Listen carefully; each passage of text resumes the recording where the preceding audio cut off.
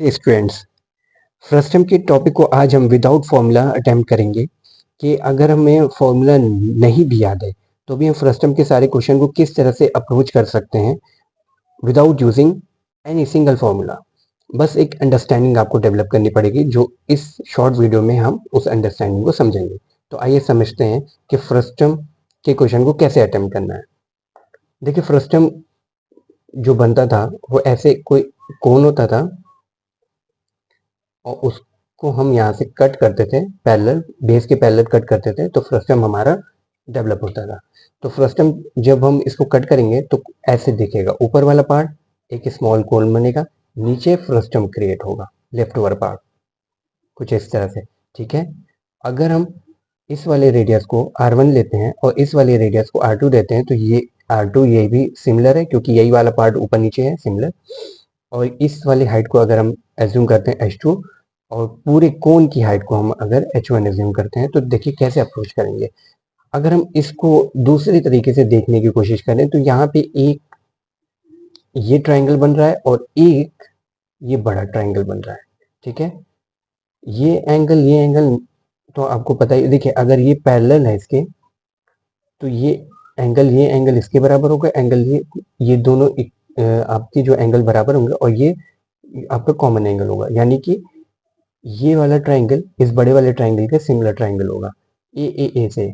ठीक है, तीनों एंगल इक्वल होने की वजह से ये वाला छोटा वाला ट्राइंगल जिसको एज्यूम कर ले ए बी सी, और इस वाले को अगर डी ई लेते हैं तो triangle A B C similar है ट्राइंगल ए डी ई के। ठीक है, अगर ये सिमिलर है ट्राइंगल, ऐसे यहाँ पे ट्राइंगल ऐसे हम कर लेते हैं, इस वाली हाइट को मैंने लिया था H2 और इसको R2 और इस वाली लेंथ को अगर हम L2 लेते हैं जो कि स्लैंट हाइट है, और बड़े वाले को ऐसे यहाँ पे ड्रॉ करते हैं, इसको हम R1 लिया, इसको मैंने H1 लिया और इसको L1 लिया।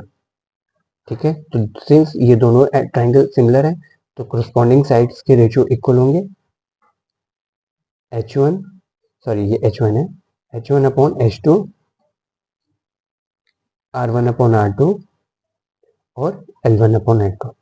देखिए यही एक की फॉर्मूला है, या ये कह सकते हैं कि यही एक की पॉइंट है जिसको आप यूज करके कोई किसी भी तरीके के क्वेश्चन को सॉल्व कर सकते हैं। इस सेकेंड अंडरस्टैंडिंग आपको ये डेवलप करनी है कि अगर वो बोलता है कि फ्रस्टम के केस में वो क्या क्या पूछ सकता है आपसे। देखिए, या तो वो वॉल्यूम पूछेगा, तो वॉल्यूम क्या हो जाएगा, large cone volume of large cone volume, यानी इस पूरे कोन के वॉल्यूम में से अगर इस वाले पार्ट का, सपोज इस पूरे कोन के वॉल्यूम में से इस वाले पार्ट को अगर हम वॉल्यूम निकाल देते हैं तो हमारा यही वाला पार्ट लेफ्ट ओवर पार्ट का वॉल्यूम मिलता है।